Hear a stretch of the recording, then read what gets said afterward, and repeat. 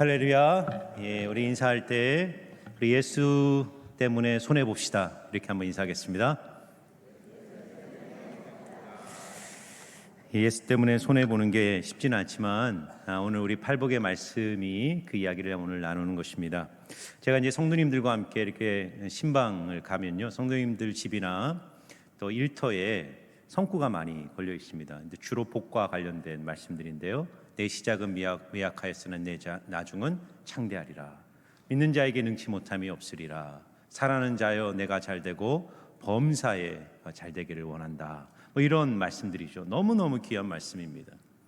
그런데 의를 위하여 박해를 받는 자 복이 있나니 천국이 그들의 것이며 라는 문구가 달려있는 것은 본 적이 없는 것 같아요. 저도 우리 집에 한 번도 단 적이 없습니다. 근데 참 이상한 일이죠. 왜냐하면 팔복은 예수님이 우리 인생에 주실 수 있는 최고의 복을 설명하고 있는 것이고, 계단식 구조이기 때문에 심령의 가난함부터 8주 동안 우리가 한 계단 한 계단 올라와서 마침내 복의 정점에 도달한 겁니다. 정상. 이게 하나 그냥 쭉 이렇게 흩어진 8개가 아니라 하나의 문이 열리면 그 다음 문으로 해서 계속 한 사람의 인격과 신앙이 예수님의 손에서 빚어져서 그 최고의 복에 도달했을 때 그 정상에서 우리를 기다리는 복이 박해를 받는 자 복이 있다. 깜짝 놀라셨죠? 깜짝 놀랍니다. 충격적이죠.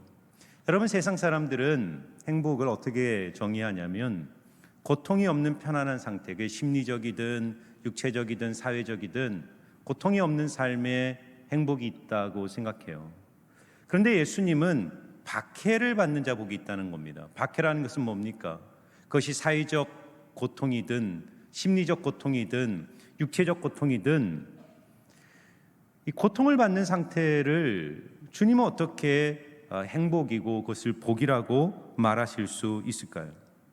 저는 사실 오늘 본문을 좀 묵상하고 어떻게 이 말씀을 나눠야 될까를 고민하는데 참 어려웠습니다. 왜냐하면 본문의 해석이 어려운 것도 있지만 이 본문의 적용이 너무 어려운 겁니다. 제가 제 인생을 돌아보면서 나에게는 어떤 박해가 있었을까? 목사로 살면서 참 대접은 많이 받았는데 박해라고 말할 만한 것이 뭐가 있을까 잘 기억이 나지 않습니다.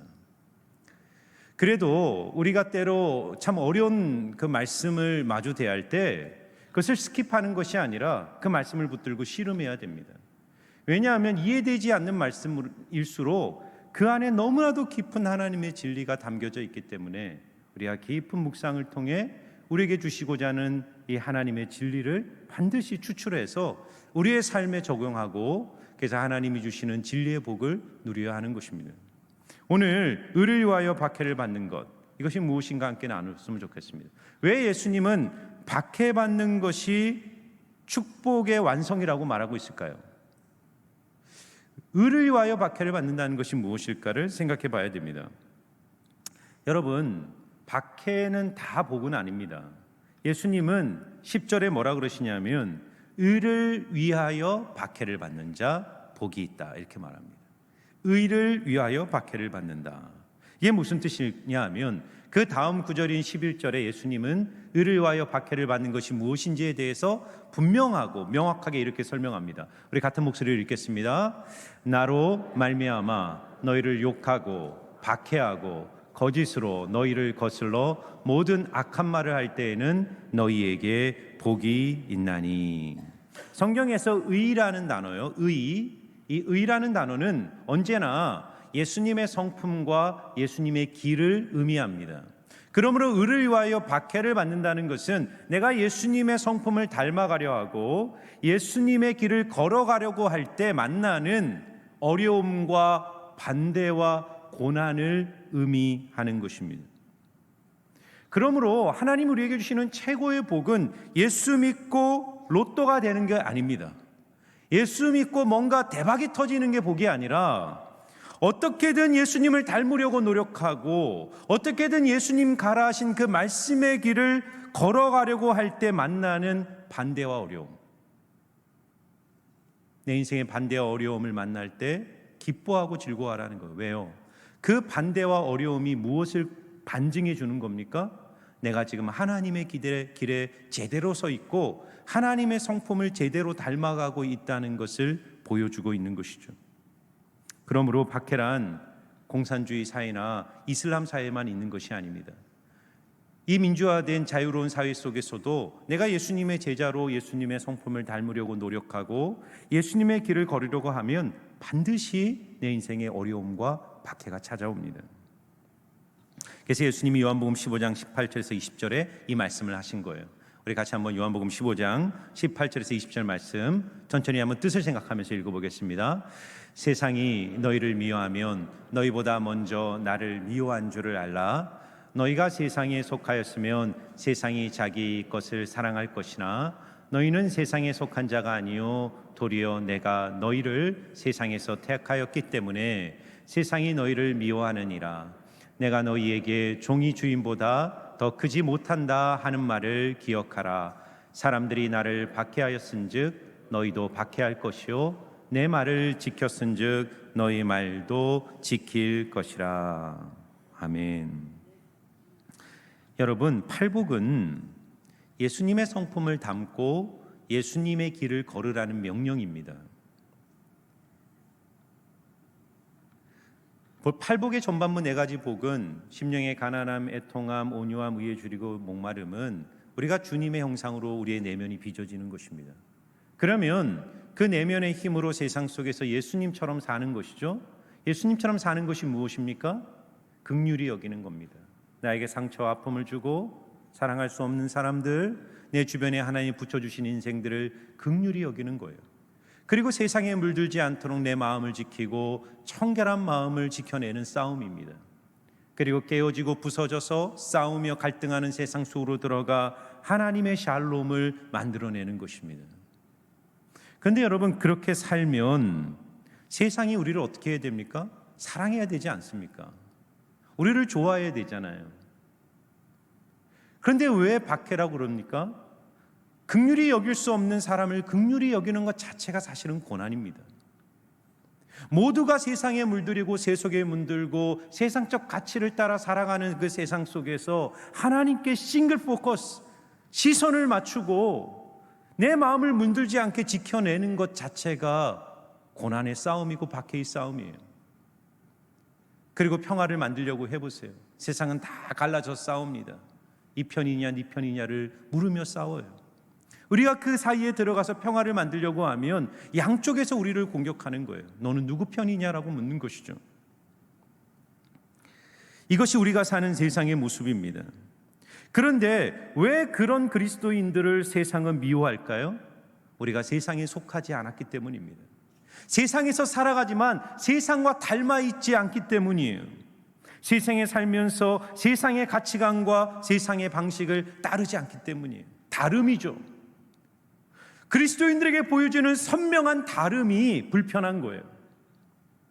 여러분, 우리가요 세상과 색깔을 같이 하고 모양을 같이 하고 이 세상을 본받고 비슷한 모습으로 살아가면 세상이 좋아하는 것 같지만 무시합니다. 나랑 똑같구나. 교회는 열심히 다니는데 주일날 날마다 성경책 끼고 교회는 가는 거는 봤는데 살아가는 모습 나랑 똑같네. 생각도 같고 가치관도 같고 돈 쓰는 것도 같고 사람을 대하는 태도라든가 인생의 관계를 풀어가는 것도 나와 뭐가 다르지? 그러니까 속으로는 무시하는, 겉으로는 너는 열린 크리스찬이야 이렇게 말하지만 속으로는 무시하는 거예요. 그러나 여러분, 다름이 보이면 어떻게 하는 줄 아세요? 둘 중에 하나입니다. 그 다름 때문에 미워하는 거예요. 우리가 하는 모든 삶의 길을 거부하고 혼자 다른 길을 가면 미워하죠. 그러나 미워하면서 동시에 매력을 느끼는 거예요. 무엇인가가 있구나. 저들의 삶에 뭔가 저들의 삶을 끌고 가는 영적 실제가 있구나. 냄새가 다르다는 걸 느낍니다. 여러분, 제가 미국에 있을 때 한 12년 정도 생활했는데 가장 그리웠던 냄새가 있어요. 뭘까요? 청국장 냄새. 미국에서는 청국장 먹기가 그렇게 어렵습니다. 물론 지금은 한인 식당이 많이 생겨서 가끔 먹지만 집에서는 해먹기가 어렵습니다. 아파트에서 만일 청국장 해먹으면 난리가 납니다. 주변에 있는 사람들이 경찰이 고발할 수도 있어요.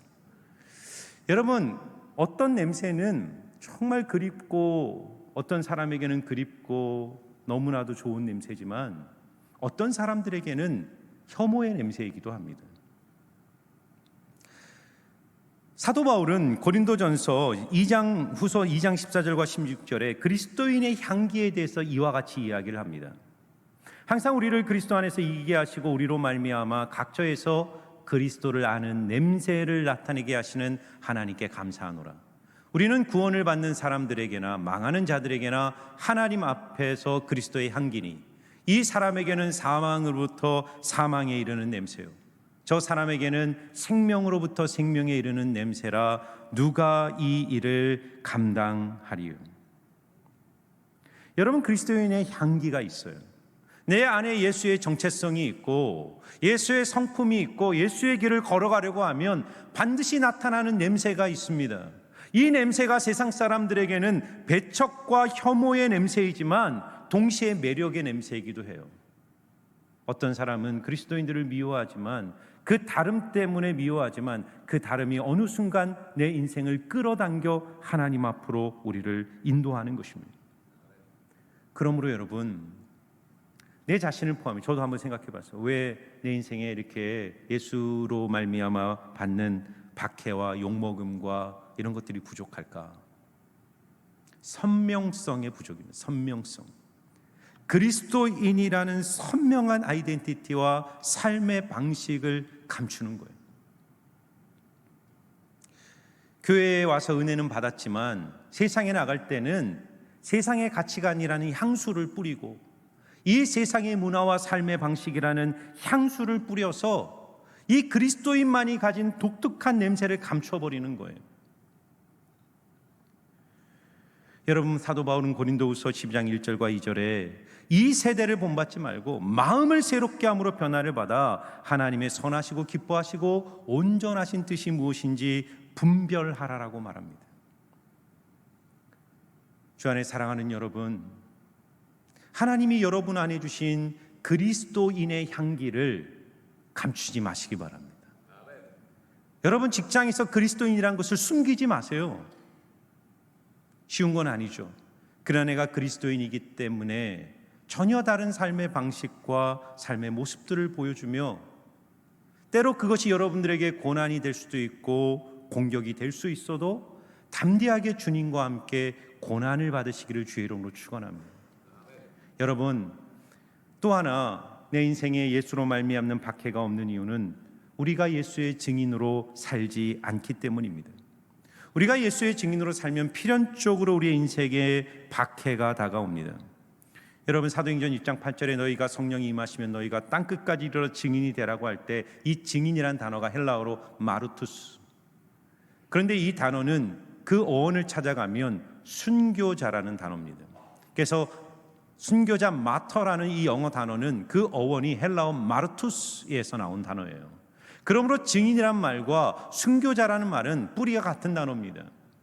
초대교회 그리스도인들이 왜 고난을 받고 왜 박해를 받고 죽임을 당하냐면 그들이 삶의 현장에서 예수의 증인으로 살았기 때문이에요. 증인은 영혼을 품는 사람들입니다. 영혼을 긍휼히 여기고 깨어진 세상에 평화를 전하려고 그 영혼을 끌어안고 영혼을 섬기기 때문에 고난을 받은 것입니다. 여러분, 우리 인생에 언제 박해가 오고 고난이 오냐면 잃어버린 한 영혼을 가슴에 품고 그 영혼을 사랑하고 그 영혼을 구원하기 위해서 움직이기 시작할 때 고난이 무엇인가라는 것을 알게 됩니다. 예수님의 삶을 묵상해 보세요. 예수님은 하나님 보좌 우편에 가장 영광스러운 곳에 계셨던 분이에요. 그런데 그분이 무엇 때문에 이 낮고 낮은 자리에 인간의 몸을 입고 이 세상에 오셨습니까? 왜 예수님이 무엇 때문에 사람들의 더러운 발을 씻기며 평생을 사셨습니까? 그분이 무엇 때문에 십자가에 달리셔서 그분의 보배로운 피를 흘리셨어요? 이유는 하나입니다. 내 영혼 때문에. 나라는 한 영혼을 구원하고 섬기기 위하여 그분은 나를 품고 나를 구원하기 위하여 기꺼이 고난의 자리로 찾아오신 것입니다. 갈릴리 바닷가에서 부활하신 주님과 베드로가 만났어요. 예수님이 베드로에게 물어요. 내가 나를 사랑하느냐? 주님, 제가 주님 사랑합니다. 3번을 묻습니다. 똑같은 질문을 해요. 주님 사랑합니다. 그 대답을 들은 예수님이 베드로에게 뭐라고 그러냐면 내 양을 먹이라, 내 양을 치라, 내 양을 먹이라. 여러분, 우리가 주님을 사랑한다 그러면 주님이 우리에게 주시는 명령은 하나입니다. 나를 향한 그 사랑을 가지고 내 주변에 있는 영혼들을 사랑하고 섬기라는 거예요. 어떻게 섬깁니까? 어떻게 먹입니까? 예수님이 자신의 살을 찢고 자신의 피를 흘려 우리의 영혼을 먹이신 것처럼 너도 너의 삶을 찢어 너의 피를 흘려 한 영혼을 살리고 구원하는 일에 헌신하라는 것입니다. 여러분, 기독교의 목적은 예수 믿어 개인적으로 복받고 잘 사는 것이 아닙니다. 물론 그게 있죠. 예수님은 선하신 분이니까 우리의 인생의 문제를 해결해 주시는 분이에요.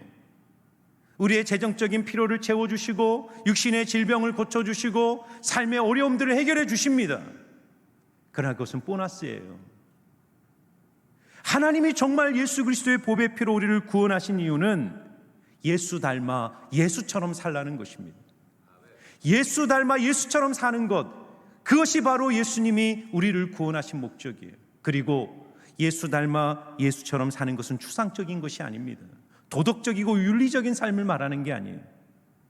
예수님이 한 영혼을 구원하기 위하여 이 땅에 오셔서 자기의 모든 삶과 인생을 쏟아부으신 것처럼 우리도 예수처럼 이제 영혼을 품고 영혼을 위해 내 삶을 나누며 생명을 구원하는 예수의 증인으로 살라고 주님이 우리를 구속하시고 지금도 우리에게 무한한 은혜를 베풀어 주시는 것입니다.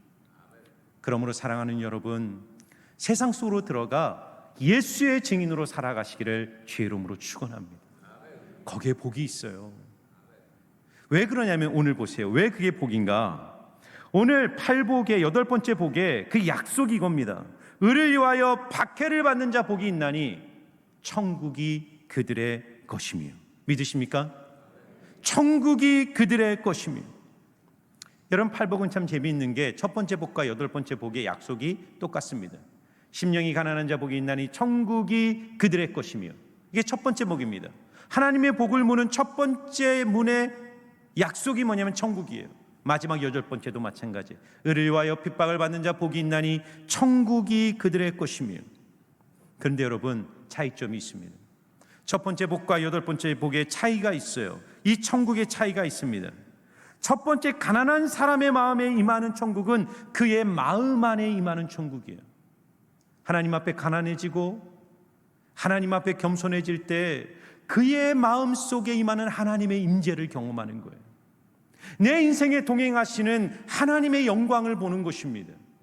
그런데 여러분, 그 사람의 인격과 중심이 팔복의 과정을 거쳐가면서 점점 의에 줄이고 목마름으로 이제는 나중에는 그 의를 위하여 기꺼이 고난을 감수하는 인생이 될 때 그의 마음속에 있던 천국이 어떻게 되는지 아세요? 그의 마음을 넘어 그를 통해 그가 가는 곳마다 하나님의 나라가 그의 삶의 자리에 이루어지기 시작하는 것입니다. 저는 여러분들에게 이런 복이 임하기를 축원합니다. 여러분, 저는 스데반이 생각이 났어요. 스데반이요, 사도행전 7장에 설교를 합니다. 어쩌면 성경에서 나오는 가장 위대한 설교입니다. 그런데 그 위대한 설교를 들은 유대인들의 반응을 사도행전 7장 54절에서 56절은 이렇게 묘사하고 있어요. 그들이 이 말을 듣고, 이 스데반의 설교죠, 그들이 이 말을 듣고 마음에 찔려 그를 향하여 이를 갈거늘 스데반이 성령 충만하여 하늘을 우러러 주목하여 하나님의 영광과 및 예수께서 하나님 우편에 서신 것을 보고 말하여 이르되 하늘이 열리고 인자가 하나님 우편에 서신 것을 보노라 한데 그들이 큰 소리를 지르며 귀를 막고 일제히 그에게 달려들어 성 밖으로 내치고 돌로 칠세. 여러분, 여기 화평의 복음을 전하는 스데반이 있습니다. 하나님의 사람 스데반, 팔복으로 빚어져서 긍휼히 여기는 마음으로 화평의 복음을 들고 그들에게 설교를 했어요. 근데 사람들의 반응이 무엇입니까? 이를 갈고 분노하며 스데반을 잡아 성 밖으로 끌고 가 그를 모욕하고 침뱉고 돌로 쳐서 그를 죽이는 거예요. 여러분, 천국과 지옥이 보입니까? 누가 천국을 살고 있고 누가 지옥을 살고 있습니까? 어떻게 보면 지옥과 같은 현장, 그 비극적 현장에 있는 스데반은 지옥에 있는 것 같지만 그 순간 그에게 어떤 일이 벌어져요? 하늘이 열리고 하나님 보좌 우편에 예수께서 자리에 서서 두 팔을 벌려 스데반을 향하여 축복하고 격려하는 그 영광스러운 모습이 스데반의 시야에 열리는 거예요. 그리고 성경은 스데반의 얼굴이 천사와 같았다라고 말합니다. 가장 고통스러운 지옥의 현장 속에서 천국을 살고 있는 사람이 누굽니까? 반면에 모든 것을 가지고 있는 권력자들인 돌로 칠 수 있는 그들은 과연 천국입니까? 지옥을 살고 있는 것 아니겠습니까? 여러분, 의를 위하여 기꺼이 박해를 받는 것이 왜 복일까요? 물론 우리가 스데반처럼 이렇게 순교하고 엄청난 육체적 박해를 받는다는 의미가 아닙니다. 제가 시작할 때 여러분들과 인사를 나눴던 것처럼 예수 때문에 받는 작은 손해, 예수 때문에 내가 인내하는 것, 예수 때문에 조금 손해보는 것, 예수 때문에 무엇인가 하나님 앞에서 내가 무엇인가를 내려놓는 것, 그것이 작은 박해지만 내가 주님을 위해서 무엇인가를 희생하고 포기하고 내려놓을 때 그것에 상응하는, 아니 그것을 훨씬 뛰어넘는 하늘의 위로와 영광과 임재가 그의 인생에 충만하게 임하는 것입니다. 우리가 만일 예수님의 길을 믿음으로 걷지 않으면 절대로 이 하나님의 영광을 보기 어려운 것이죠. 여러분, 그러나 스데반에게 임한 천국은 거기에서 끝나지 않았어요. 더 놀라운 말씀은 바로 58절에서 60절 말씀입니다. 성 밖으로 내치고 돌로 칠세 증인들이 옷을 벗어 사울이라는 청년의 발 앞에 두니라. 그들이 돌로 스데반을 치니 스데반이 부르짖어 이르되 주 예수여 내 영혼을 받으시옵소서 하고 무릎을 꿇고 크게 불러 이르되 주여 이 죄를 그들에게 돌리지 마옵소서 이 말을 하고 자니라. 여러분, 여기에 누가 등장합니까? 청년 사울이 등장해요. 나중에 바울이 되어 1차, 2차, 3차 전도여행을 통해 로마 제국 전체에 하나님의 나라를 이루었던 위대한 사도 바울이 등장하는 거예요. 그가 이 사도행전 7장에서 스데반을 죽이는 그 현장에서 무슨 일을 합니까? 스데반을 돌로 치는 사람들의 앞잡이 노릇을 하는 거예요. 그런데 바로 그 다음 장인 사도행전 9장에 이 사울이 예수 믿는 사람들을 잡아 죽이기 위하여 멀리 다메섹까지 원정을 떠나는데 그 길 도상에서 부활하신 주님을 만나고 그 자리에서 회심하고 이방인의 사도가 되어 놀라운 하나님의 사람으로 쓰임받게 됩니다. 여러분, 이 본문에 왜 사울이 등장한다고 생각하세요? 여러분, 스데반에게 임한 그 하나님의 나라는 스데반에게만 머물러 있는 게 아니었어요. 사도 사울은 그 지옥과 같은 현장 속에서 평화를 누리며 자신을 향하여 돌을 던지는 사람들을 향해 용서를 빌고 천사와 같은 모습으로 죽음을 맞이하는 스데반의 얼굴 속에서 하나님의 실제와 하나님의 나라를 보기 시작한 겁니다. 그리고 그 작은 충격이 돌처럼 단단했던 바울의 마을에 균열을 일으키기 시작했어요. 그리고 바울은 그 저항할 수 없는 하나님의 부르심의 음성 앞에 몸부림치면서 저항하지만 결국은 다메섹 도상에서 부활의 주님을 만나 구원을 얻고 회심하여 하나님의 사도가 된 것입니다. 여러분, 우리가 스데반처럼 사도 바울처럼 그렇게 큰 박해를 받을 수는 없어요. 그런 사회가 아닙니다. 하지만 복음과 예수를 위해 손해보고 용서하고 낮아지고 나눠주고 그렇게 주님이 가라하신 좁은 길을 걸어갈 때 우리 인생에 어떤 복이 임하냐면 그것을 뛰어넘는 엄청난 하나님의 기쁨과 영광과 공급하심과 채워주심이 우리의 삶에 열리기 시작하는 겁니다. 그리고 세상이 그것을 주목하는 거예요. 우리와 다르게 삶에도 불구하고 절대로 흔들리지 않고 오히려 더 부요함과 감격으로 살아가는 성도들의 얼굴에 빛나는 하나님의 영광을 보며 우리 안에 있었던 하나님의 나라가 우리를 통해 내가 가는 곳마다 확장되기 시작하는 거예요. 그러므로 여러분, 예수를 닮고 그분의 길을 기쁨으로 걸어가시기를 축원합니다. 기쁨으로 그 길을 걸어가세요. 그리고 그 길을 걸어가려고 할 때 다가오는 방해와 손해와 어려움을 기쁨과 즐거움으로 받아내시기를 바랍니다. 왜 아멘이 없으신가요? 하셔야 됩니다. 여러분, 이게 예수님의 명령이에요. 너희 중에 여러 가지 시험과 환난이 오고 예수를 인하여 욕을 먹고 박해를 받고 모욕을 당하면 기뻐하고 즐거워하라. 하늘에서 너희 상이 크민이라 주님이 말씀하셨습니다.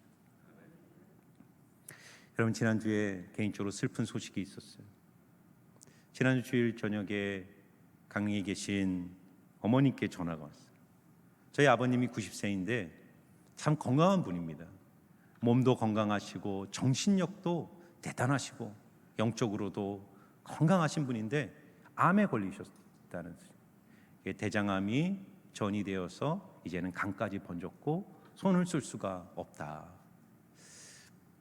걱정하는 마음으로 월요일 날 강릉을 내려가게 되었습니다. 내려가면서 혹시나 아버지가 약한 모습으로 나를 맞이하지 않을까, 한 번도 약한 모습을 본 적이 없기 때문에 혹시나 약한 모습으로 나를 맞이하지 않을까라는 염려로 내려가 봤어요.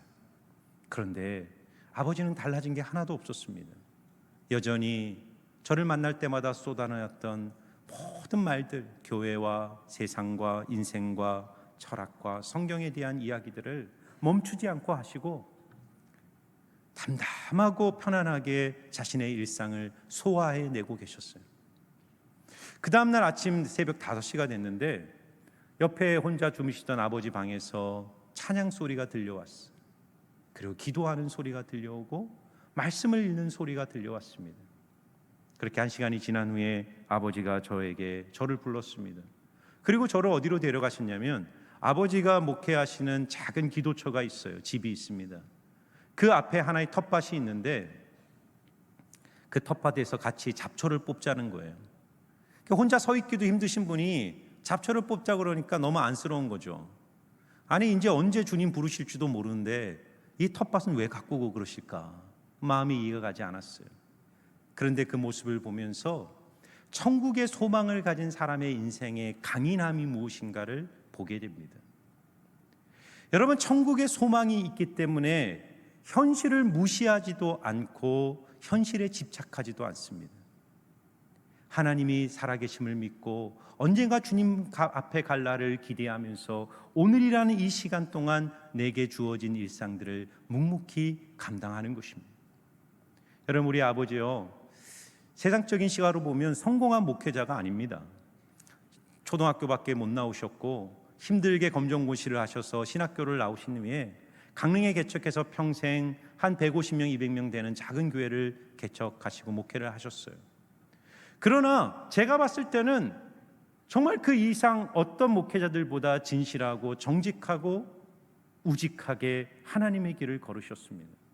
67세가 되셨을 때 조기 은퇴를 하시고 중국 선교사로 가셔서 15년을 선교를 하셨습니다.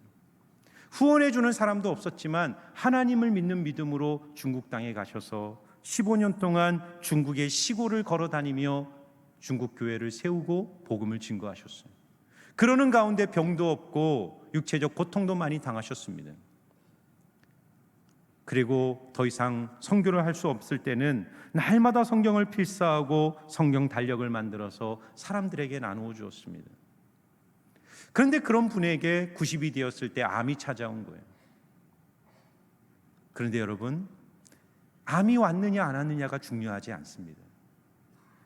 아버지는 어떠한 삶의 조건 속에서도 하나님이 주시는 평안을 잃어버리지 않았습니다. 저는 여러분들에게 권면하고 싶은 것이 있어요. 주님을 닮고 그분의 길을 걸어가는 그리스도인의 삶에 고난이 있습니다. 예수를 닮으려고 걷는 길에 박해가 있습니다. 실패가 있고 좌절이 있습니다. 그러나 두려워하지 말고 그 길을 끝까지 걸어가시기를 축원합니다. 왜냐하면 그 발걸음마다 그 고난과 시련을 뛰어넘는 하나님의 영광과 위로가 부어지기 때문이에요. 그리고 여러분들이 믿음으로 그 길을 걸어가실 때 세상이 여러분을 주목하는 거예요. 여러분 안에 있는 천국을 보는 것입니다. 하나님의 통치를 보는 거예요. 그리고 여러분을 통해 하나님의 나라가 이 땅 가운데 이루어지는 놀라운 복음의 역사가 예수의 증인된 여러분의 삶을 통해 이루어지게 될 줄 믿습니다. 우리 같이 한번 찬양할 때 이제 오늘 팔복이 다 마쳤는데요, 다 생각은 나지 않지만 우리 행복이라는 찬양입니다. 하나님, 이 가사처럼 예수 닮은 삶, 예수의 길 걷는 삶, 그런 행복 누리며 살겠습니다. 그런 고백으로 찬양합니다. 화려하지 않아도 정결하게 사는 삶, 가진 것이 없어도 감사하며 사는 삶, 내게 주신 작은 힘 나눠주며 사는 삶, 이것이 나의 삶의 행복이라오.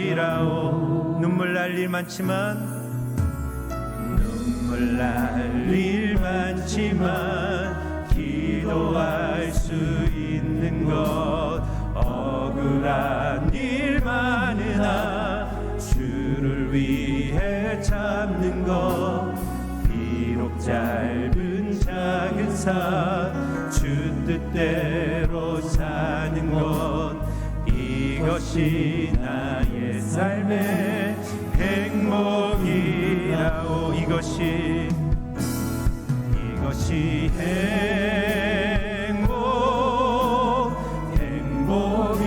행복이라오.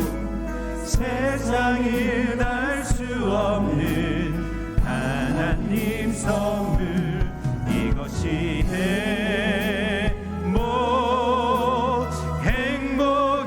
행복이라오. 하나님의 자녀로 살아가는 것, 이것이 행복이라오. 우리 다시 한번 찬양합니다. 화려하지 않아도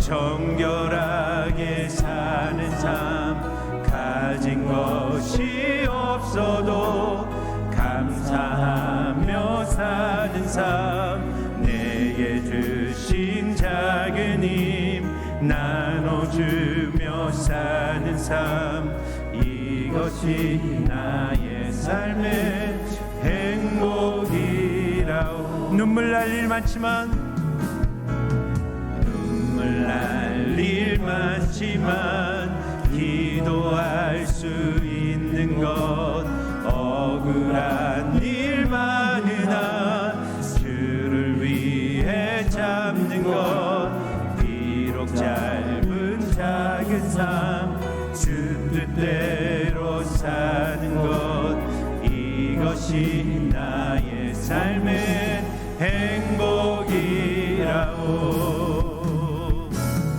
이것이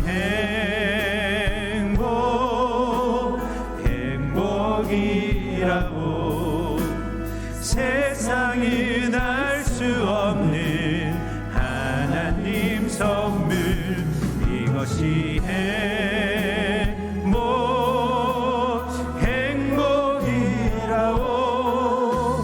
하나님의 자녀로 살아가는 것, 이것이 행복이라오. 우리 하나님께 이 시간 기도할 때 우리 8주 동안 하나님이 말씀하신 팔복의 말씀을 묵상했습니다. 가난한 심령이 되고 죄로 인하여 애통해야 하고 내 인생의 주도권을 주님께 맡기고 온유한 자 되어 주님의 손에 붙들리고 세상의 가치에 목마른 인생이 아니라 정말 하나님의 의, 하나님의 임재에 목마른 인생이 될 때, 이제 여러분들이 세상에 나가서 만나는 사람들을 그리스도의 긍휼로 사랑하고 긍휼히 여기고, 또 이 혼잡한 세상 속에 마음이 물들지 않고 청결하여 내 인생에 현존하시는 하나님을 보며, 그리고 여러분이 가는 곳마다 평화가 이루어지고, 그리고 그 길을 걷는 것이 좁은 길 십자가의 길이고 고난이 있어도 그것을 뛰어넘는 하나님의 천국과 하나님의 임재를 경험해 주실 것을 약속하고 계십니다. 이 팔복의 말씀 이 마음에 새기면서 하나님, 내가 팔복의 사람 되기를 원합니다. 내가 팔복의 복을 누리기를 원합니다. 그 고백으로 우리 같이 한번 하나님께 주신 말씀 붙들고 간절히 기도하며 나갑니다. 기도하겠습니다. 아버지 하나님, 오늘 교회의 자리에 우리를 부르셔서 말씀으로 우리를 세워주시고 은혜로 우리를 붙들어 주시니 감사를 드립니다. 우리 성도님들의 마음속에 하나님의 은혜를 더욱더 사모하여 그 하나님의 은혜의 말씀 앞에 목마름으로 나아가는 주님의 인생들 되게 하옵소서. 하나님, 가난한 심령, 애통해야 하는 마음, 온유한 심령, 의에 줄이고 목마름으로 우리의 내면이 날마다 주님의 손에 빚어지고 다듬어졌어. 이제는 예수의 영향력 가지고 세상에 들어가 긍휼을 베풀고 하나님 화평케 하며 주여 하나님의 복음과 함께 기꺼이 고난을 받으며 십자가의 길, 좁은 길 걸어가는 하나님의 사람들 되어 하나님 우리를 통하여 하나님의 나라, 하나님의 천국이 이 땅 가운데 이루어질 수 있도록 주여 축복하여 주시고 함께하여 주시옵소서. 하나님, 한 분 한 분을 그리스도의 사람으로 세워주시고 예수의 영으로 충만하게 하사 하나님, 그렇게 주의 영을 가지고 하나님 가는 곳마다 하나님의 생명의 역사를 이루는 그런 복된 인생, 믿음의 인생 되게 하여 주시옵소서. 감사합니다. 하나님, 이 자리에 있는 주님의 귀한 백성들, 하나님의 말씀 앞에 날마다 엎드리고 주의 얼굴을 구할 때 하나님이 우리에게 약속하신 그 팔복의 은혜가 임하게 하여 주시옵소서. 그래서 날마다 주님을 닮아가게 하시고 그 주님이 주시는 힘으로 세상 속에 들어가 예수처럼 살아갈 때 우리들의 인생에 하나님의 임재와 하나님의 통치가 충만하게 회복되고, 그래서 우리의 삶을 바라보는 세상이 하나님의 살아계심을 느끼며 주님의 거룩한 현존 앞에 나오는 놀라운 회심의 역사를 일으킬 수 있는 예수의 증인된 삶을 사는 우리 모두가 될 수 있도록 은혜 내려 주시옵소서. 감사를 드리며 예수님 이름으로 기도하옵나이다. 아멘.